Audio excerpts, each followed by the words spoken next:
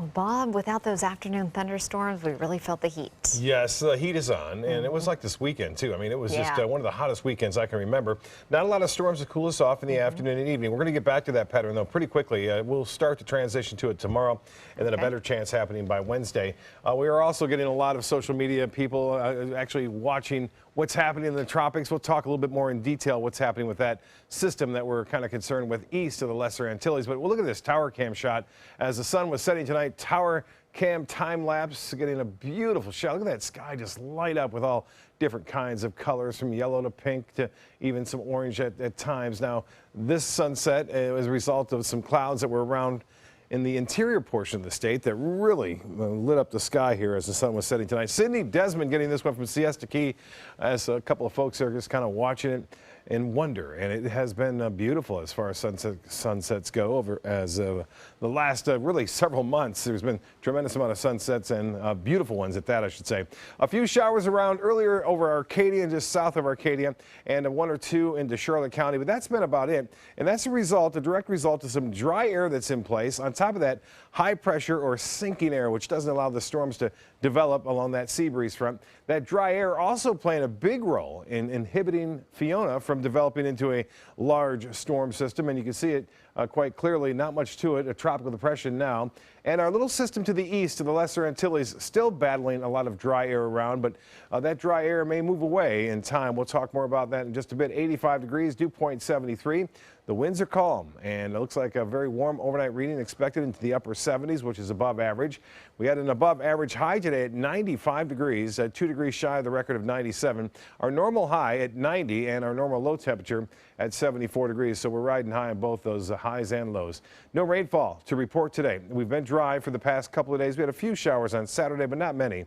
We'll look to see more return on Wednesday, a few tomorrow. Temperatures statewide, it's warm everywhere. 85 degrees in Miami, 87 now in Key West. Orlando at 82 degrees. And as far as the area is concerned, generally into the 80s here near the coast. 84 in Venice, Sebring at 78 degrees, Avon Park at 79, and 82 in Punta Gorda. The water temperature now at the end of the Venice Pier at 85 degrees. Well, this high pressure ridge will slowly move off to the northeast tomorrow. That will set up this southeast to southeasterly wind flow, I should say, and that will bring us a little bit more moisture in play, which will allow for a few more storms throughout the rest of this week, really. You can see from the enhanced tropical satellite imagery, there's pockets of deep convection, but nothing organized around the center. It's a good sign. There's also quite a bit of dry air to the west of this system. There's Fiona that's getting sheared apart, so the shear is still pretty strong.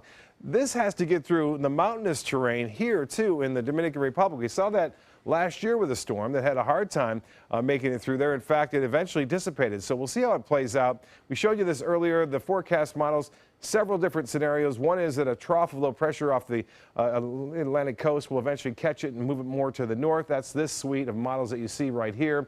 While another says one will dissipate. They'll dissipate right over the high mountainous terrain of the Dominican Republic, and that would be a good one. And then another one calls for more of a westerly bend here through the Florida Straits as a result of a high pressure ridge building over the southeast and near Florida and Georgia.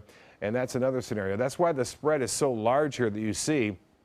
So what we'll have to do is wait, and conditions are not going to be all that favorable for this to strengthen into something significant.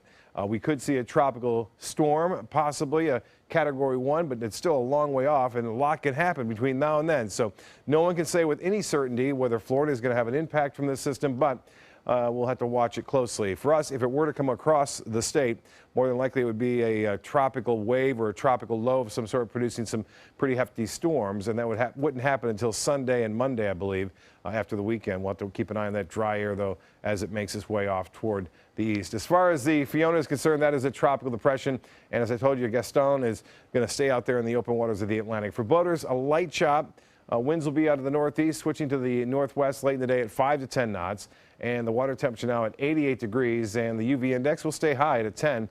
As far as the forecast goes, we are expecting the next high tide at 4:15. And tonight, warm and muggy, lows into the upper 70s. The extended forecast is calling for a chance for a few showers on Tuesday afternoon and evening, working their way toward the coast. And then we get back into the thick of things, and we'll be keeping an eye on the tropics over the weekend for the possibility of some, at least, tropical downpours for us here along the Sun Coast.